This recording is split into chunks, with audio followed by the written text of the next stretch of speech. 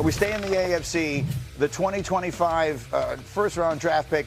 Graz, what is the latest you were hearing on Travis Hunter's much-anticipated regular season debut? The Jaguars say he was back at practice yesterday and moving at full speed. Now, my understanding is the Jaguars aren't really practicing at full speed this week. They're doing some walkthrough stuff, but he had missed several practices and a couple of preseason games. So the fact that he's back out there and is on track to play week one and is on track to play both sides of the ball in week one is a positive for the Jaguars. So our Jaguars reporter was tracking all of the snaps Mike Duraco. in practice, and it was remarkable how equal they were. He took 188 snaps in practice on offense and 176 on defense. So they really have been, at least in practice, using him equally on both sides. They believe that they drafted a player who changes the math. That is the phrase that their GM, James Gladstone, used when I was talking to him about this a month ago.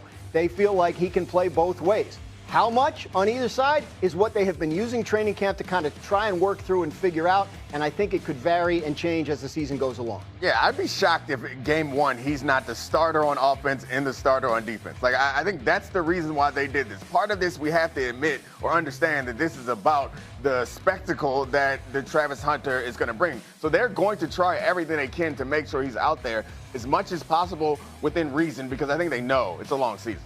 Harry, I mean, I'm trying to, look, I would love this to work. I don't want to be a wet blanket. I don't want to be the one saying this can't be done. But there is a part of me that thinks it can't be done because I keep hearing from people like you, Harry, how hard it is to play wide receiver in the NFL. And from you, Dominique, how hard it is to play corner in the NFL. The idea that someone is going to play both on a regular basis strikes me as just too much to ask. Yeah, I don't think you can do it 100% on both sides of the football. You have to pick and choose your battles. That's what it's all about, and have an extreme plan for Travis Hunter. Now, I would say this, week one versus the Carolina Panthers, that's a game, Dom, that you might want to go out there and allow him to play both sides of the football. Maybe. You know what? I thought of this yesterday.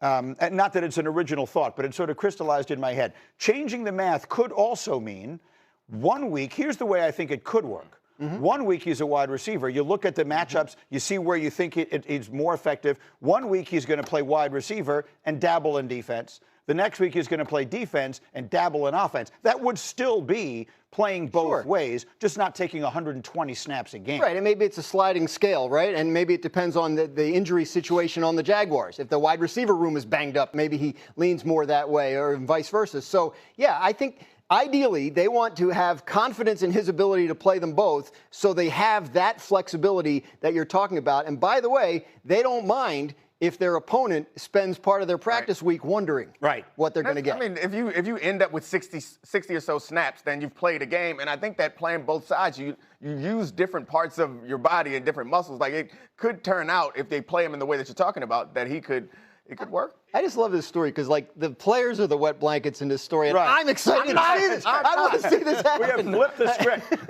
Get up, let's run the Hurry Up with our insider, Dan Graziano. And as people join us here, Dan, at the bottom of the hour, we opened the show this morning with a feeling that a resolution between Micah Parsons and the Cowboys of some sort is imminent. Yeah, I think so. Now, I'm not hedging because anything is still possible here. Micah Parsons could get a long-term deal from the Cowboys. Doesn't seem likely, considering they haven't really done any work on it lately, but sometimes things come together quickly. He could show up and play on his current deal. He could get traded. There are a lot of possibilities floating out there, but I do think we're at a point where in the next couple of days we could see some sort of resolution. Mike Tannenbaum jumped in with us at the beginning of the show to point out that in this new NFL world in which there were only 3 preseason games, what was manufactured is something of a little bye week or maybe more like a business week. And so it's no coincidence that this is the week the Trey Hendrickson deal got done and the week that the Terry McLaurin deal Kyle got done. Hamilton signed his extension with the Ravens yesterday. And other you know, less reported pieces of NFL business get done. So here's the one. It's going to happen. Something has to happen.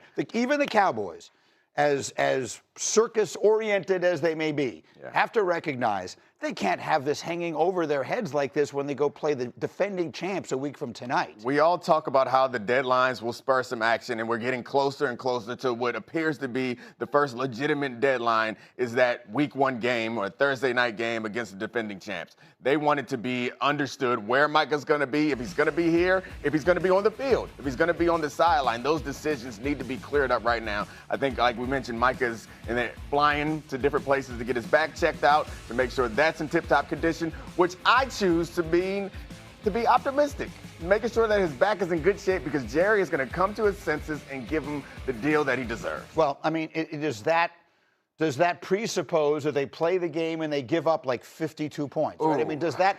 I keep coming back to that. Right. But if they go out there and they get thoroughly humiliated on the opening night, which was not my expectation, but certainly is not outside of the realm of possibility, that could create a little bit of momentum on Micah's side. Yeah, you talk about like shifting the leverage. That shifts the leverage really quickly. So that works out well if that's what happened. And I don't think that Micah would be rooting for that, obviously, but it does change the Yes, way we think go about it. ahead, Harry. I don't think it's week 1 versus the Philadelphia Eagles.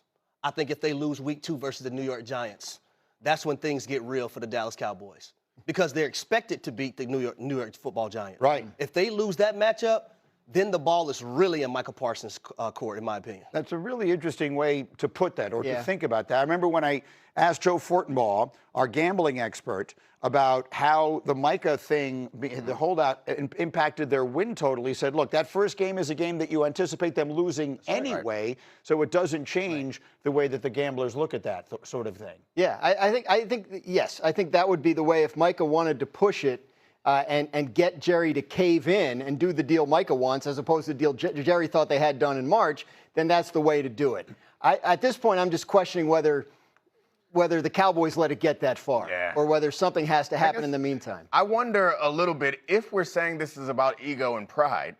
How has that changed? Like, there's not enough losing that will cause, I would think, the ego and pride to be set aside. And I know we can point back to the Emmitt Smith, but we all grow. Yeah, we all grow and change, and this is. It appears to be a different Jerry Jones than it was back then. That was 33 years ago, for the record. So we'll see where that is. All right, we're working sort of a slow hurry up. That's our top story this morning, but there are other big ones. The Kansas City Chiefs will open their season just one day later. Remember, they play next Friday night against the Chargers in Brazil, but they will be without a key offensive player. Graz, the story on Rashee Rice. Yes, suspended for the first 6 games of the season. This is the result of a settlement between Rice and the NFL. The NFL wanted to impose a suspension. Rice thought it was too long. They couldn't come to an agreement, so they scheduled a hearing for September 30th, but they have avoided that hearing because they resumed talks and settled on 6 games. So this is what we're looking at for the start of their season. They open, as I mentioned, in Brazil with the Chargers. Then look at that, the Super Bowl rematch in week 2.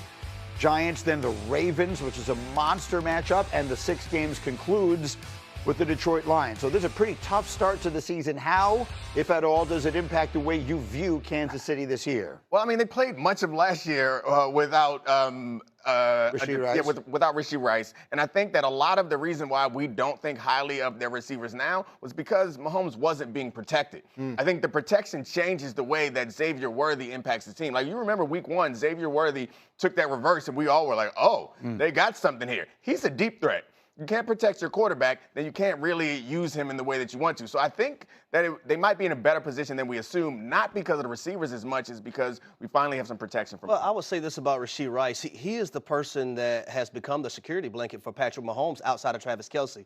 He's the person that's supposed to take over that number 1 role when Travis Kelce finally gets done with playing. To not have him out there to, catch the balls intermediate. You think about the Baltimore Ravens game, the first game of the year last year. Yeah. Getting him matched up with linebackers and safeties, and Patrick Mahomes can just pick the ball up and just throw it to him. Football's not that hard, and Rashee Rice is going to pick up 15, 20 yards. That's what they're going to miss with him. But I do agree with Dom. The protection is going to be better in Kansas City. That's also going to allow those guys to get downfield and take the top off. This is still a positive outcome for the Chiefs relative to having the thing hanging over the second half of the season, not knowing when the suspension would start, not knowing how long it was going to be. Now they know, and they can plan around it. So the schedule looks tough, but at least they have some certainty. And I want to show you just how tough this opening game you should expect it to be. Can I put up C38? This number Hembo sent to me yesterday. In his 5 seasons as an NFL head coach, Jim Harbaugh has never lost on the opening game. He has covered the number in every opening game, and he's won those 5 games by an average of almost 11 points. So week 1 against the Chargers figures to be tough no matter what. I'd be interested in how often that opening game was against a team that had been to the previous 3 Super Bowls. And how many of them were being played in Sao Paulo, in Brazil? Like, it seems like there's some factors. A lot of variables, but Harbaugh remains the constant. Okay, and then